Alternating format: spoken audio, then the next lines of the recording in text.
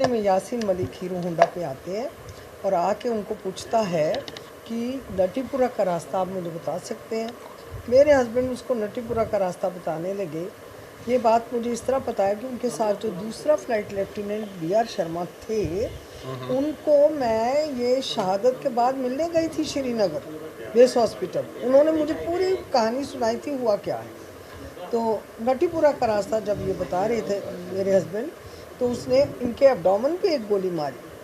उनके shoulder dislocate हो रखा था और वो गोली लगने के बावजूद उन्होंने अपने ब्रीफ केस से उसका निशाना ख़राब करके उसकी गन को उन्होंने स्कफल किया और उसकी गन को एयर में कर दिया और सारी गन खाली कर दी पीछे से। और उसी टाइम उन्होंने BR शर्मा को शाउट करके कहा, Sharma you save yourself, because he was scuffling with him, fighting with him and he was unarmed, gun भी उसी के हाथ में थी। तो पीछे से इन्हीं के और लोग आ रहे थे जिन्होंने 27 गोलियों का मैगज़ीन उनकी पीठ में खाली कर दिया।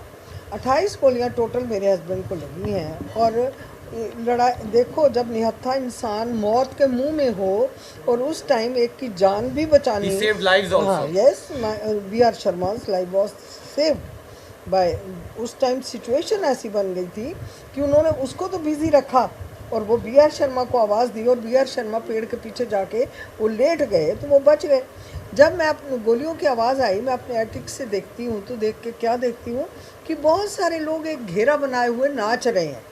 वो नाचना मुझे महाभारत का वो सीन याद आ गया जब अभिमन्यु मैदान जंग में लेटा हुआ है, उसके इर्द गिर्द ये कौरव नाच रहे थे। मैंने कहा पता नहीं क्या हुआ। एक गाड़ी भी फौजी गाड़ी खड़ी थी, कुछ फौजी लोग थे, क्योंकि मेरे घर के एक नीचे ही सड़क थी, सारा भी दिखाई दे रहा था।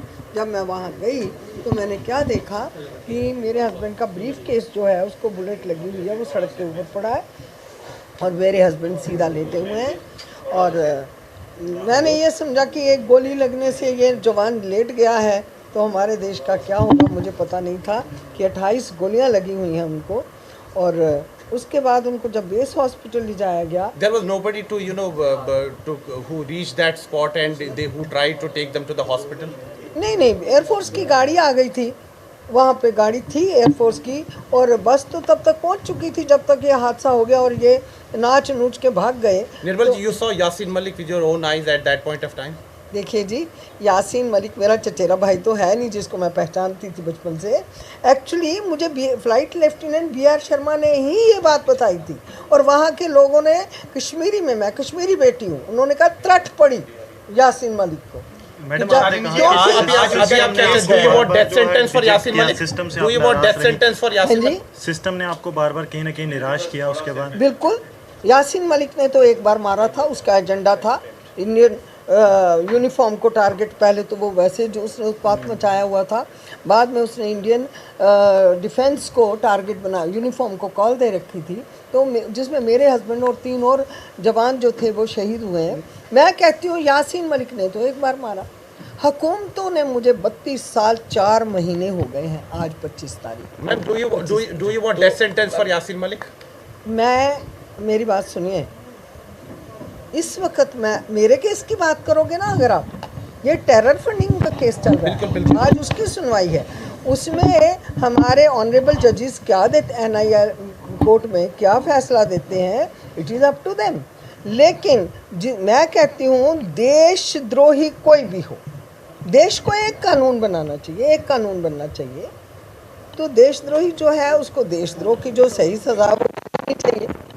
और रही मेरे केस की बात, तो मैं तो यही कहूँगी भाई कि उनका बदला खो मेरे केस। उम्मीद जगी है इसकी बात की अब यासीन मलिक या ऐसे ही कई लोगों पे कार्रवाई होगी? बिल्कुल कार्रवाई तो होनी चाहिए। अगर देखिए, कोई भी कानून बनता है, प्रेसिडेंट बनता है, एक को अगर कुछ मिलता है तो सारे खड़े हो जाते हैं। अब एक को इंसाफ मिलेगा तो बाकी चुप बैठेंगे, बाकी भी खड़े होंगे। तो ये देश को देखना है, हमारी हुकूमतों को, हमारी जुडिशरी को, सब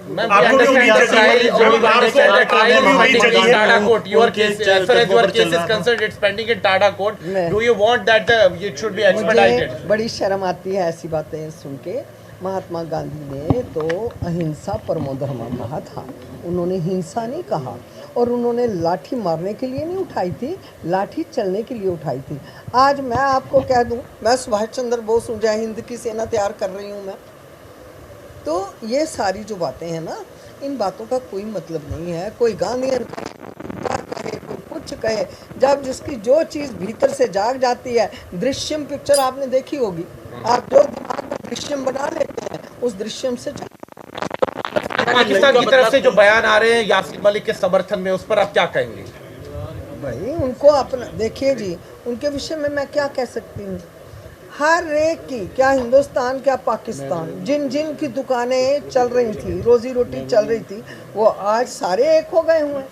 निर्मल जी, आज महबूबा मुफ्ती ने कहा कि फांसी से या इससे कोई मसला हल नहीं होगा। पाकिस्तानी जुडिशरी ज्यादा अच्छी है, भारतीय जुडिशरी से। को कैसे देखती है? महबूबा मुफ्ती ने जो ये कहा कि फांसी से या उम्र कैद से कोई मसला हल नहीं होगा, महबूबा मुफ्ती की स्टेटमेंट को कैसे देखती है कि अभी भी कश्मीर के पॉलिटिशियन जो हैं पैट्रनाइज दे रहे हैं आतंकवादी, यासीन मलिक जैसे आतंकवादियों को?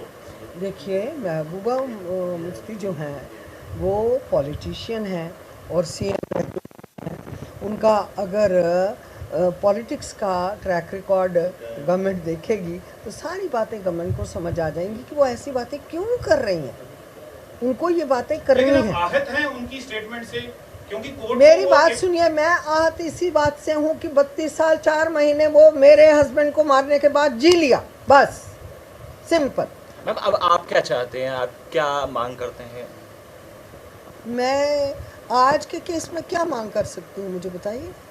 तय तो वर्डिक्ट आएगा तो मैं अपनी स्टेटमेंट दूंगी कि क्या इंसाफ हुआ है। वर्डिक्ट आने तो दीजिए। निर्मल जी, आपने कहा कि आप डॉक्टर मनमोहन सिंह को अपना प्रेरणा स्रोत मानते थे, लेकिन जब आपने उनको यासीन मलिक के साथ देखा, उसके साथ हाथ मिलाते हुए देखा, ठहाके लगाते हुए देखा, आपको काफ़ी पीड़ा हुई।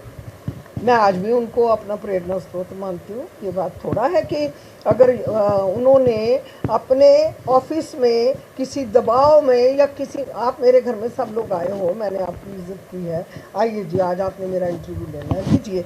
इसी तरह जब वो प्राइम मिनिस्टर थे, ना जाने ऐसा कौन सा दबाव था उनके ऊपर कि उनको उसको मिलना भी पड़ा, बात भी करनी पड़ी। ये सारी जो हैं कुक्ड होती हैं ये सारी चीज़ें। डॉक्टर मनमोहन सिंह जी बजाते खुद एक बहुत ही नेक खुदा दोस्त इंसान है, उनके लिए मैं कोई भी अपशब्द नहीं कह सकती हूँ। हाँ, being a prime minister of India he should have done. Yasin Malik के वकील ने कहा है कि यासीन मलिक ने क्योंकि अपने गुनाह कबूल कर लिए हैं तो उन्हें कम से कम सज़ा जो है वो दी जाए, ये उनकी तरफ से प्रे किया गया है। बिल्कुल, वकील ने अपने तरीके से जो सही तरीके से प्लीड करना था उन्होंने ये प्लीड किया है कि जब कोई इंसान गुनाह अपना कबूल कर लेता है तो उसको भाई आप कम से कम सज़ा दे दो। उसने कबूल ही कर लिया है। अब ये कोर्ट को देखना है कि जो देश के विद्रोह में बात हुई उसके लिए देश को क्या कम से कम सज़ा देनी है, कोर्ट को क्या कम से कम सज़ा देनी है, जो कि एक पैटर्न सेट करना है। एक उन्होंने आने वाली पीढ़ियों को एक पैगाम देना है कि देश के विद्रोह में जब पहला ज़माना तो चला गया कि आप खुफिया थे, बड़े जयचंद हुए हिंदुस्तान में, कमी थोड़ा रही है। आप इतिहास पढ़ के, दुख की बात यह है कि जो हमारा सही इतिहास है वो ना, चैरिटी बिगिंस एट होम, घर में माँ बाप ने मेहनत नहीं की, स्कूलों में टीचरों ने की, मॉरल लेसन वैसे डिलीट हो गए हुए हैं, बच्चे पथभ्रष्ट हो गए हुए हैं। टू हेल विद द इतिहास। वो अपने खाया पिया, मोबाइल देखा और इधर उधर की खबरें इकट्ठी की और अपने गलत तरीके से चल पड़े। कहने का मतलब ये है कि इतिहास जो जब हम पढ़ेंगे, इतिहास की कई चीज़ें सामने आएंगी तो हमको पता चलेगा कि हमको यहीं से कुछ ग्रैंड करना है और आगे कैसे अपने देश को चलाने के लिए हमको भी योगदान देना है। पाकिस्तान को बहुत ज़्यादा दुख हो रहा है, ऐसा लगता है पाकिस्तान के अपोजिशन हो या रूलिंग पार्टी, खिलाड़ी, सभी जो हैं एकाएक यासीन मलिक के सपोर्ट में आ गए हैं। इसको आप किस तरह देखते हैं? पाकिस्तान को अब दुख लग रहा है कि उनका जो स्टूज था उसे अब जो है सज़ा मिलेगी? देखिए जी, मैं एक बार आपको ये बात साफ कह चुकी हूँ, मेरा दुश्मन ज़रूरी नहीं आपका दुश्मन हो, आपका दुश्मन ज़रूरी नहीं मेरा दुश्मन हो। हर एक को अपना अपना रिश्ता निभाना है। हर एक को जो जिसने फ़ायदा लिया हुआ है, ज़मीर में कहीं तो तकलीफ़ होती होगी कि हमने भी फ़ायदा तो उठाया, सज़ा तो ये उठा रहा आज। तो अगर वो आवाज़ उठा रहे हैं, जो भी कुछ कर रहे हैं, ये उनका, मुझे इन बातों से कोई लेन देन नहीं है। मुझे हिंदुस्तान की जुडिशरी से पूरी उम्मीद है और मुझे हिंदुस्तान की हुकूमत से, जबकि 32 साल 4 महीने हो गए, मेरा केस तो बाद में आया, 19 ये 17 का है टेरर फंडिंग का, मेरा तो 19 का, इन्होंने उस टाइम इस केस को फाइल किया है। तो चार्जशीट तो बहुत पहले की लग चुकी हुई थी, तो हुकूमतों ने क्यों नहीं कुछ किया? मैं तो ये कहती हूँ कि ये तो पीछे वाले केस की सुनवाई हो रही है, अभी हमारे वाले केस में पता नहीं कितनी गवाहियाँ हैं, कितना क्या कुछ है, वो सब कुछ सामने आएगा। तो गॉड विलिंग, मुझे तो पूरा भरोसा है कि यासीन मलिक के साथ इंसाफ होगा। वो इंसाफ ये होगा कि यहाँ पर सिर्फ सज़ा है इस प्लेनेट पे, इस प्लेनेट पे। मैं पहले भी कह चुकी हूँ, मैं अपने लिए भी ये दुआ करती हूँ कि अगर कोई गुनाह करती हूँ तो या रब मुझे इसी जगह मेरा आगे कैरी फॉरवर्ड ना हो, यहीं पे सज़ा मिले और आगे तुम मुझे कबूल कर लेना। महबूबा मुफ्ती कह रही हैं कि पाकिस्तान की जुडिशरी ज़्यादा बेहतर है हिंदुस्तान के जुडिशरी से। मैडम, आप किस तरह देखते? उन पर किडनैप हुई थी, वो किसी साजिश के तहत किडनैप हुई थी। उस बच्ची को बड़ा महफूज रखा गया था उसी के भाई के द्वारा, और मकसद इतना था कि हार्डकोर मिलिटेंट्स छुड़वाने। धन्यवाद। भाई